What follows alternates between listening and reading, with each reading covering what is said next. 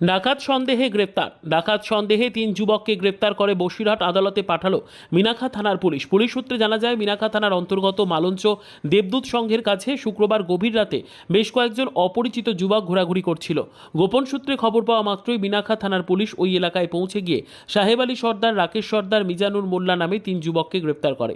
ধৃত এই 3 যুবকের বাড়ি মিনাখা থানার অন্তর্গত চৈতল আমোদপুর এলাকায়। তাদের কাছ থেকে উদ্ধার হয়েছে লাইলনের দড়ি, লোহার রড, ধারালো অস্ত্র। পুলিশের জেরায় তারা স্বীকার করে তারা ওই এলাকায় দাঁড়িয়েছিল কয়েকটি বাড়িতে ডাকাতির জন্য। তারপর তাদের গ্রেপ্তার করে শনিবার বসিরহাট মহকুমা আদালতে পেশ করে মিনাখা থানার পুলিশ।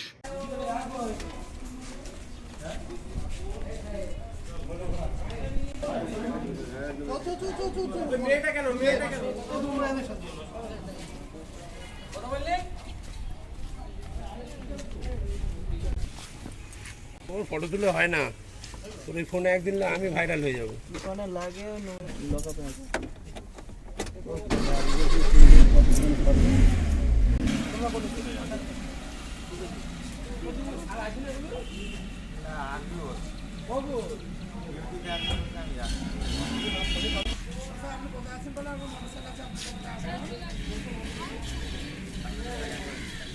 কি এসছে?